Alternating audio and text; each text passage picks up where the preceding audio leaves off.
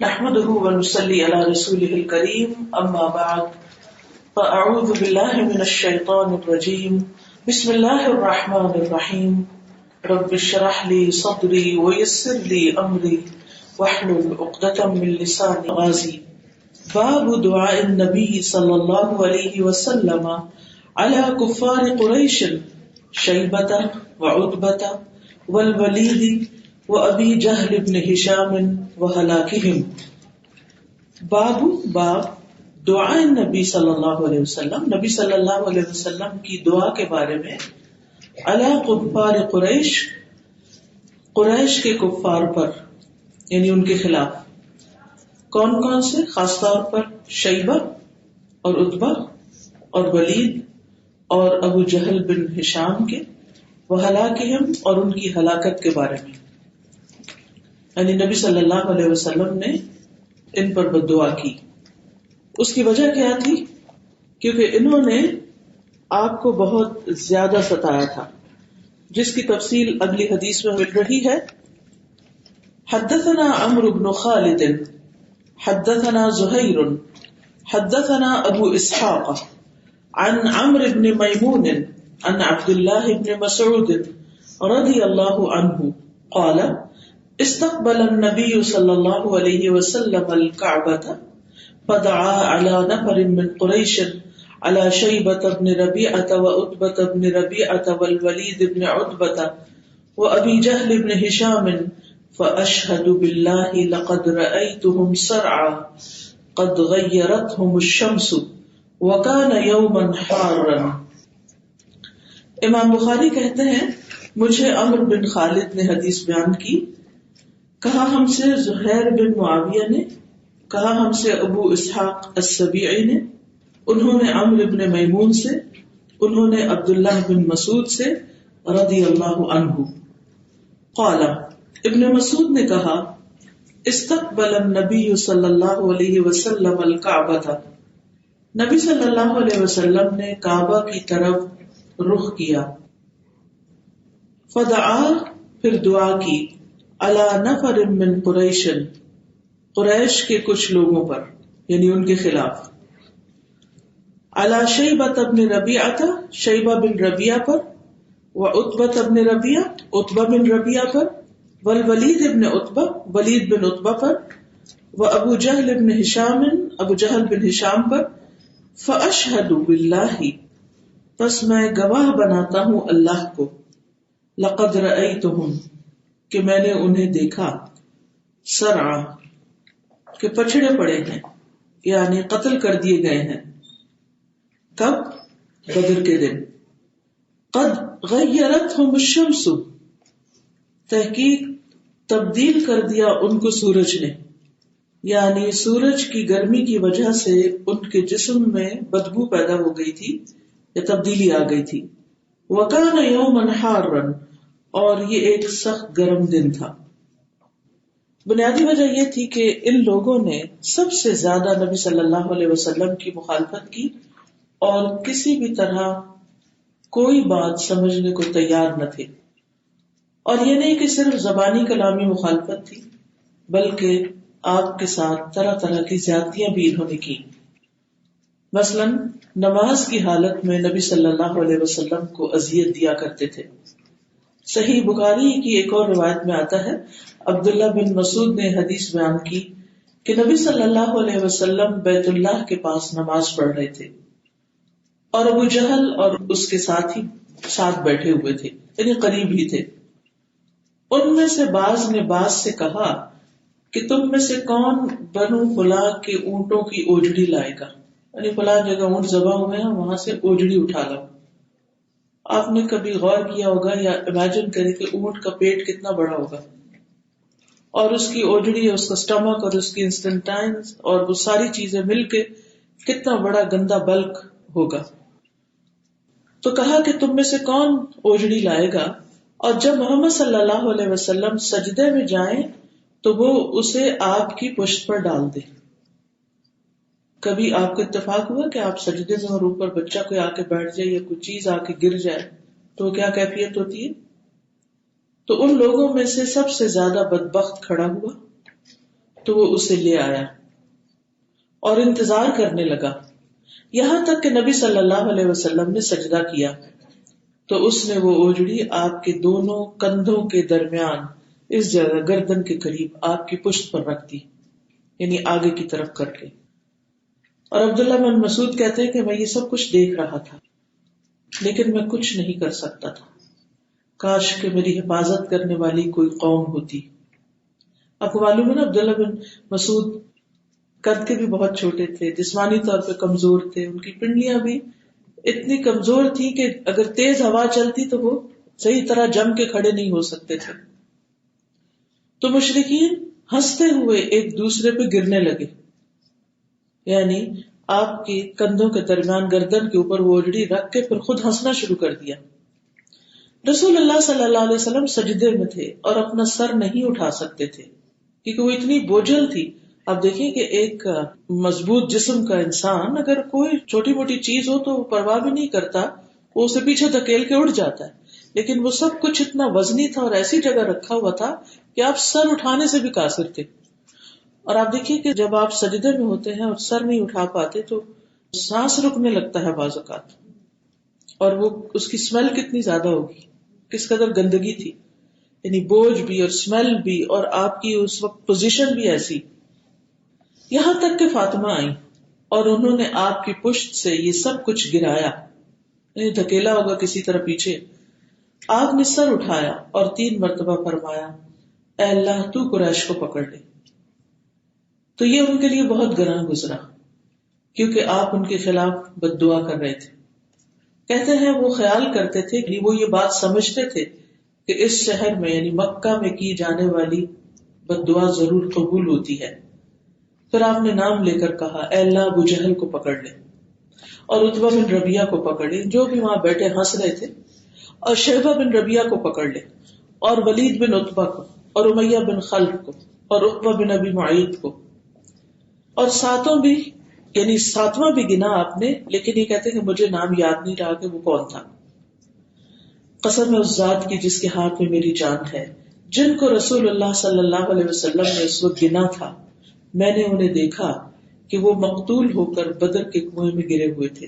یعنی آپ کی یہ دعا قبول ہوئی اور وہ سارے کے سارے جنگ بدر میں اکٹھے ہی مارے گئے اور بعد میں انہیں دفن نہیں کیا گیا بلکہ کنویں میں پھینک دیا گیا. عتبہ بن ربیعہ جو تھا وہ بھی نبی صلی اللہ علیہ وسلم کی دشمنی میں پیش تھا. جابر بن عبداللہ کہتے ہیں کہ ایک دن قریش جمع ہوئے اور کہا اس شخص کو دیکھو جو تم میں سب سے زیادہ جادو، کہانت اور شعر کا جاننے والے، یعنی تم میں سے سب سے زیادہ ماہر کون ہے ان علوم میں. بس وہ اس شخص کے پاس جائے جس نے ہمارے اتحاد کو پارا پارا کر دیا ہے اور ہمارے معاملے کو تتر بتر کر دیا ہے، ہمارے دین کو عیب لگایا ہے. بس وہ اس سے جا کے بات کرے، یعنی اس کو سمجھائے جا کر، اور دیکھے کہ وہ کیا جواب دیتا ہے. تو انہوں نے کہا کہ ہم عتبہ بن ربیعہ کے علاوہ کسی کو نہیں جانتے، یعنی وہ ان سب چیزوں میں، شعر و شاعری میں، جادوگری اور سحر کہانت وغیرہ میں خوب ماہر ہے. پھر انہوں نے کہا تم ہی جاؤ گے ابو الولید، یعنی سب نے اس کو تیار کیا. تو عتبہ آپ کے پاس آیا اور کہا اے محمد تو بہتر ہے یا عبداللہ، یعنی تمہارا باپ بہتر تھا. عبداللہ سے مراد نبی صلی اللہ علیہ وسلم کے والد. اب کسی سے بھی یہ سوال کیا جائے کہ تم اچھے ہو کہ تمہارا باپ اچھا ہے تو آپ کیا جواب دیں گے؟ آپ خاموش رہے. پھر اس نے کہا تم بہتر ہو یا عبد المطلب، یعنی دادا کا نام لیا. آپ پھر بھی خاموش رہے. یعنی ویسے تو بڑوں کا ادب ہوتا ہے لیکن obviously اگر وہ مسلمان نہیں تھے تو پھر ایک مسلمان سے تو بہتر نہیں ہو سکتے، اور وہ بھی ایک پیغمبر سے بہتر. تو آپ نے خاموشی اختیار کی. پھر اس نے کہا اگر تم یہ دعویٰ کرتے ہو کہ یہ لوگ تم سے بہتر تھے تو ان لوگوں نے بھی ان معبودوں کی پرستش کی ہے جن کو تم عیب لگاتے ہو، تو گویا تم اپنے باپ دادا کو عیب لگا رہے ہو. اگر تم سمجھتے ہو کہ تم ان سے بہتر ہو تو بات کرو یہاں تک کہ ہم تمہاری بات سنیں. اللہ کی قسم ہم نے تو اپنی قوم کے بکری کے بچے کو بھی نہیں سنا جو اپنی قوم کے لیے تم سے زیادہ منحوس ثابت ہو. تم نے ہماری جماعت کو فرقوں میں بانٹ دیا، ہمارے معاملے کو منتشر کر دیا، ہمارے دین پہ عیب لگایا، اور عرب میں ہماری بے عزتی کر دی، یہاں تک کہ اب ان میں یہ بات پھیل گئی ہے کہ قریش میں ایک جادوگر ہے یا نجومی ہے. تو یہ تو سب ہمارے لیے بڑی رسوائی کی بات ہے. اللہ کی قسم ہم نہیں انتظار کر رہے مگر حاملہ کی چیخ کا کہ ہم میں سے باز کی طرف تلواریں لے کر کھڑا ہوگا. یعنی اس وقت کا کہ جب حاملہ کی چیخ کب ہوتی ہے؟ جب بچہ بالکل پیدا ہونے والا ہوتا ہے. یعنی اس سارے کام کا نتیجہ سامنے آئے گا تو کیا ہوگا؟ یہاں تک کہ ہم سب ہلاک ہو جائیں گے. ہم ایک دوسرے کے خلاف تلواریں لے کے کھڑے ہوں گے. یعنی ابھی تو معاملہ صرف مخالفت تک ہے، وہ وقت دور نہیں کہ جب قتل و غارت بھی ہوگی. یہ وہ خود ہی ریزیوم کر رہے تھے. اے آدمی، اگر تمہیں پیسوں کی ضرورت ہے تو ہم تمہارے لیے اتنا مال اکٹھا کر دیتے ہیں کہ تم قریش میں اکیلے ہی سب سے زیادہ مالدار ہو جاؤ گے. اور اگر تمہیں جنسی خواہش ہے تو ہم عورتوں میں سے جن عورتوں کو چاہو 10 عورتیں تمہارے ساتھ بیاہ دیتے ہیں. آپ نے فرمایا تم نے بات پوری کر لی، جو تم کہنا چاہتے تھے کہہ دیا. آپ خاموش رہے، سنتے رہے. اور یہاں آپ دیکھیے کہ نبی صلی اللہ علیہ وسلم کی حکمت کہ جب وہ شخص آیا اور وہ غصے میں تھا اور وہ خوب بول رہا تھا، آپ چپ کر کے سنتے رہے، ساری باتیں سن لی. وہ کیا کہتا ہے؟ اسے خوب الزام لگائے، خوب برا بھلا کہا، طرح طرح کی مثالیں دی، لیکن آپ خاموش رہے. پھر آپ بولے. آپ نے فرمایا تم نے بات مکمل کر لی. یہ جو جملہ ہے کہ تم نے بات مکمل کر لی، کتنا زیادہ حکمت والا ہے. اچھا، ہم اپنے آپ کو یہاں رکھ کے دیکھیں، اگر کوئی شخص ہم پر کوئی الزام لگا رہا ہو، ہمیں جھوٹا کہہ رہا ہو، برا بھلا کہہ رہا ہو، کیا ہم اس کی بات سنیں گے یا آدھی کاٹ کے فوراً جواب دینا شروع کر دیں، فوراً ڈیفینڈ کرنا شروع کر دیں گے اپنے آپ؟ ہم عموماً سنتے نہیں.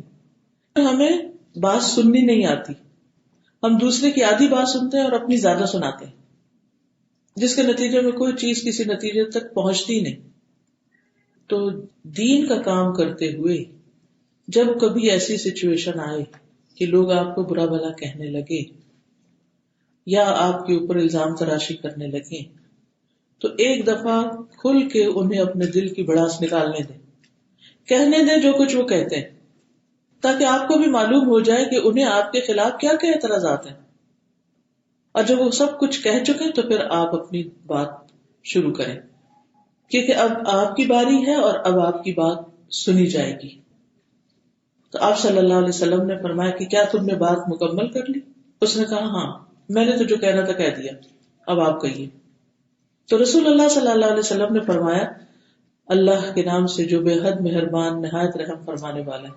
بسم اللہ سے اپنی بات شروع کی. حامیم، قرآن کی تلاوت شروع کر دی. حامیم سجدہ کی آیات، اس کا ترجمہ ہے حامیم اس بے حد رحم والے نہایت مہربان کی طرف سے اتاری ہوئی. تنزیل من الرحمن الرحیم، ایسی کتاب جس کی آیات کھول کر بیان کی گئی. کتاب فصلت آیاتہ، عربی قرآن ہے ان لوگوں کے لیے جو جانتے ہیں، ان کو پتا ہے کہ یہ کلام کیا کہتا ہے. یہاں تک کہ آپ اس آیت پر پہنچے، پھر اگر وہ منہ موڑ لیں تو کہہ دیجئے کہ میں نے تمہیں ایک ایسی کڑک سے خبردار کر دیا ہے. فَأَنذَرْتُكُمْ صَاعِقَةً مِثْلَ صَاعِقَةِ عَادٍ وَثَمُودَ، جو عاد اور سمود جیسی کڑک ہوگی. تو عتبہ نے کہا بس اتنا ہی کافی ہے، اس کے علاوہ کچھ اور ہے آپ کے پاس؟ آپ نے فرمایا نہیں، بس یہی بات ہے. وہ قریش کے پاس واپس چلا گیا. تب آپ دیکھیے کہ کس طرح مکالمہ ہوتا ہے. اس کی باتیں دیکھیے اور آپ کی بات دیکھیے. آپ نے جواب میں اپنی بات کچھ نہیں کی، صرف قرآن سنا دیا کہ میرا یہ پیغام ہے، میرا یہ میسج ہے، میں یہ کہتا ہوں. اس نے کہا کچھ اور کہنا تھا، آپ نے کہا نہیں کچھ نہیں. اس کا یہ مطلب نہیں کہ آپ کے پاس صرف یہی آیات تھیں اور باقی کچھ تھا نہیں، کہنے کو تو بہت کچھ تھا، لیکن حکمت کا تقاضا ہے کہ ایک وقت میں ایک ہی بات کی جائے، اتنی کہ جتنی دوسرا سن سکتا ہو. اگر ایک وقت میں 4 باتیں کہہ دی جائیں تو بات بے اثر ہو جاتی ہے. حکمت کیا ہے؟ جو کام جس وقت جتنا کرنا چاہیے بس اتنا کیا جائے، زیادہ نہیں، کیونکہ جلد بازی چیزوں کو نقصان دیتی ہے. اب مثلاً اگر آپ کھانا بنا رہے ہیں تو کسی بھی کھانے میں کتنا نمک ڈالیں گے؟ کھانے کا ذائقہ کس سے بنتا ہے؟ زیادہ نمک سے، کم نمک سے، کس سے؟ مناسب، جتنا ہونا چاہیے بس اتنا. اگر ذرا بھی زیادہ ہو جائے گا ساری محنت ضائع. اور اگر کم رہ جائے گا تو بھی مزہ نہیں آئے گا. بس اس وقت اس کوانٹٹی میں جتنا نمک چاہیے بس اتنا ہی, اور نہ صرف ایک نمک, باقی تمام چیزیں بھی. اسی کا نام حکمت ہے. لیکن حیرت کی بات ہے کہ کھانے پینے کے معاملے میں ہماری حکمت خوب کام کرتی ہے, کیونکہ وہ ہمارا فیلڈ آف انٹرسٹ ہے. لیکن دین کا معاملہ جہاں ہو تو ہمیں یہ بھول جاتا ہے کہ اس وقت کس کو کتنی بات سنانی ہے, کس کو کتنی بات کہنی ہے, اور اس سے معاملات مزید بگڑتے ہیں. آپ نے یہ نہیں کہا کہ اچھا موقع ہاتھ آیا تو اب تک جتنا قرآن مجھ پہ نازل ہوا میں سارے کا سارا اس کو سنا دوں, کیونکہ آپ ٹھنڈے دل سے اللہ کا پیغام پہنچا رہے تھے, اپنے دل کی بڑاس نہیں نکال رہے تھے.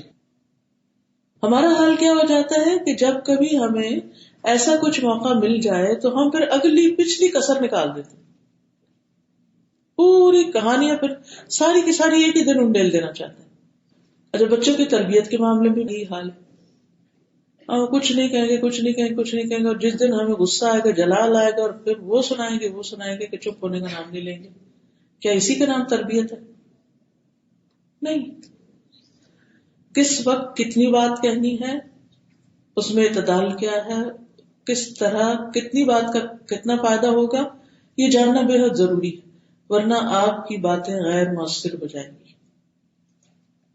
اچھا, پھر جب ہم غلطی خود کرتے ہیں اور الزام دوسرے پہ رکھ دیتے اس سے معاملہ اور خراب ہوتا ہے. اپنی غلطی کو غلطی بھی نہیں سمجھ رہے ہوتے, ظالم ہوتے ہوئے مظلوم بن جاتے ہیں.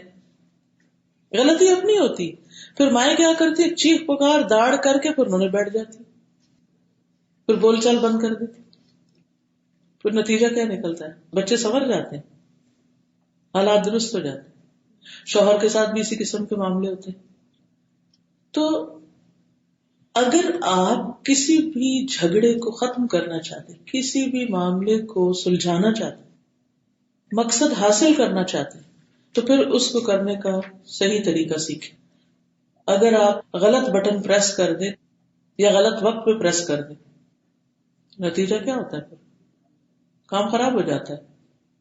ہم اگر واقعی سچے نا کہ ہمارے تعلقات دوسروں سے درست ہو جائیں, تو پھر ہمیں معاملے کو پرسنلائز نہیں کرنا, جذبات کو ایک طرف ہٹا کر بات کرنی, بڑاس نہیں نکالنی.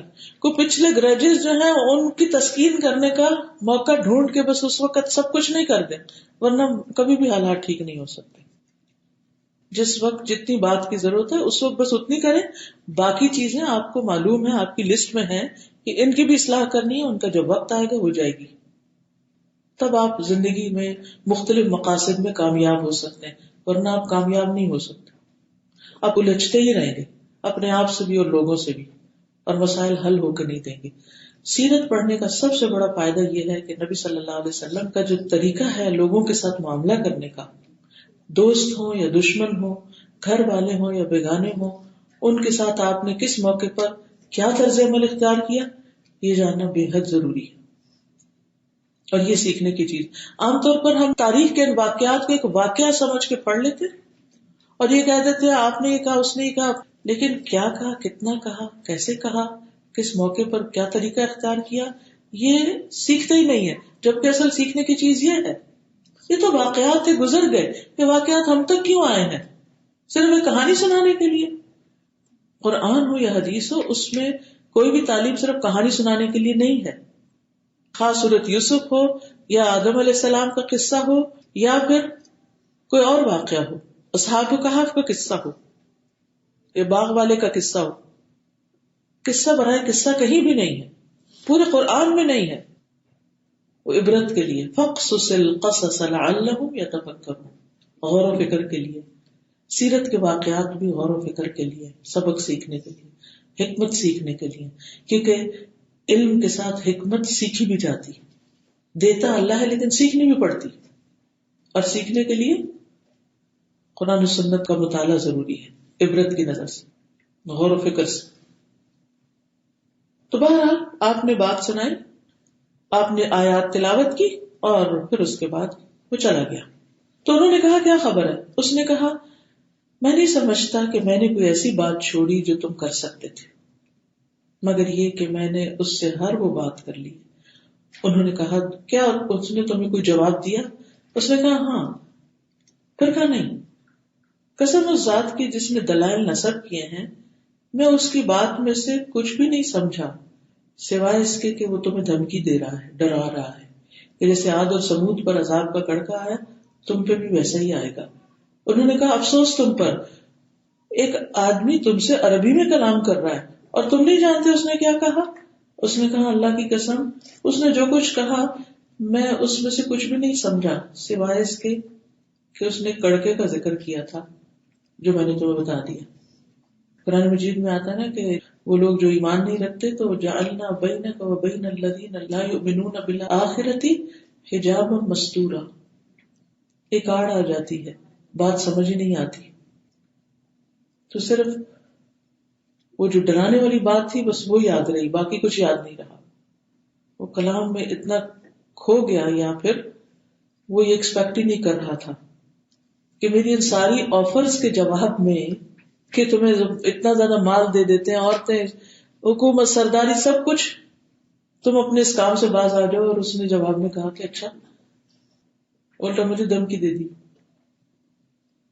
تو اس سے یہ پتہ چلتا ہے کہ یہ لوگ سمجھ کے دینے والے نہیں تھے، کیونکہ سمجھنا چاہتے ہی نہیں تھے. وہ تو اپنی منوانا چاہتے تھے، اس کے علاوہ وہ کسی چیز پر کمپرومائز نہیں کر رہے تھے. تو یہ تھے وہ حالات و اسباب جس میں نبی صلی اللہ علیہ وسلم نے پھر ان لوگوں کے خلاف دعا کی.